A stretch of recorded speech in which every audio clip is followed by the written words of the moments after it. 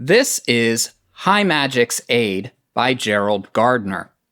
This particular version that I have here was published by Aurenia Books in 2010, but Gardner first wrote this in the 1940s. I don't know what happened to the copyright, but various publishers over the years have popped up and printed copies of this book. It's a work of fiction, and I'm sorry to all of my Gardnerian friends, but it isn't a particularly great one. And it's full of errors in spelling, grammar, and punctuation. So why is this a book that we're still reading and printing decades later? And the reason is because it's historically significant to the craft. If you didn't know Gerald Gardner, this crazy old guy who's pictured here on the back of the book, he's frequently referred to as the father of Wicca, and he's obviously the person that the Gardnerian tradition, which I am a part of, was named after. This book was written in a time where, legally speaking, you were not allowed to be a witch. So that's why it's portrayed as a work of fiction. But it contains elements of real witchcraft. So something interesting happened when folks read it.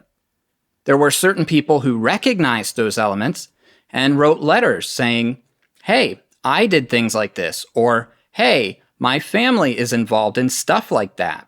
And it created a buzz and brought more people to the craft who otherwise probably would have never found it.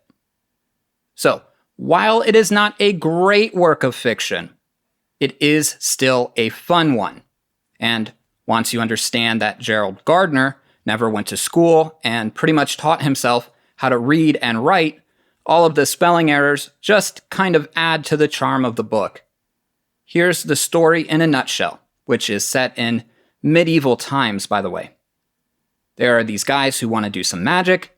They have a friend who is supposedly trained in the magical arts, and he tells them that they can't do any rituals without the proper tools, and that in order to make those tools, they'll need a witch's athame.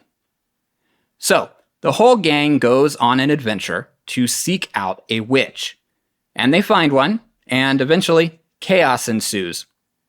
But towards the end of the book, there's a great depiction of a conjuration ritual and an initiation. And even if you just have a somewhat vague idea of what to look for, you'll see and understand those things. Here, I'll crack it and flip through. There's really nothing to show you. It's pretty much all just text. And by the way, this is not the original cover art either. I've seen some of the original editions of this book sell for as much as $2,000 because, again, it is historically significant. So, should it be on your reading list? I don't know. That's up to you. We make people read it in our coven because it's part of craft history. If you enjoy reading fantasy, maybe you'll like this. I will put a link in the description where you can pick up a copy of your own, and then you can come back here and tell me what you think.